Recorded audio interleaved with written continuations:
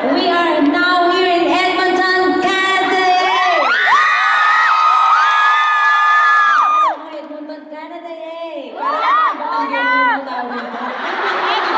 Sandali, bakit ganun mga pinagsasabi mo eh? Wala na tayo sa aeroplano. Ikaw talaga? Ano ka ba? Eh, siguro talaga. Ito naman yung outfit ko. Meron ako na over na pagiging FA natin. Ay, sa bagay, mukhang FA ka talaga. Ay, talaga, Doris. Ako, thank you.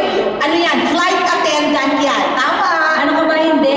Fat attendant. Carrying excess baggages. Ayoko. Makatawa kayo, wagas.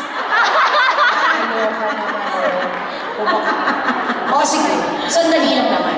So, flight attendant ako.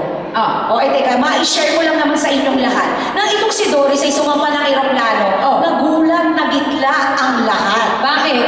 Ay, naku. Dahil maganda ako, nag-prepare ako. Ay, parang hindi naman ganun. Teka lang. Look at my bangs. Ando na tayo, pero hindi talaga yun ang rason. Oh. Nagulat silang lahat kasi ba naman saan ka nakakita ng FA, ha? Na nag-check ng ticket ng aeroplano. Ano Ay, to? ano ka ba? Bas! Mare, teka lang. Talaga namang pagpanik ng isang pasahero, i-check talaga ng FA ang ticket. Remember? Sa'yo, saan ka sumakay sa Pilipinas?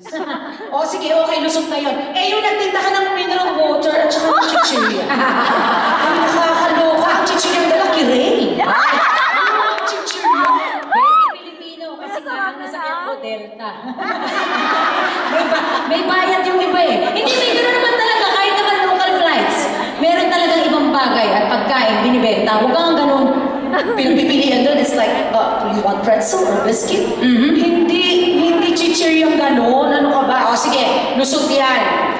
yung pinapara mo yung piloto. Ay, Sabi, huwag naman natin pag-usapan yan dito. Nakakahiya sa kanila. Hindi, kasi syempre, nung pagpanik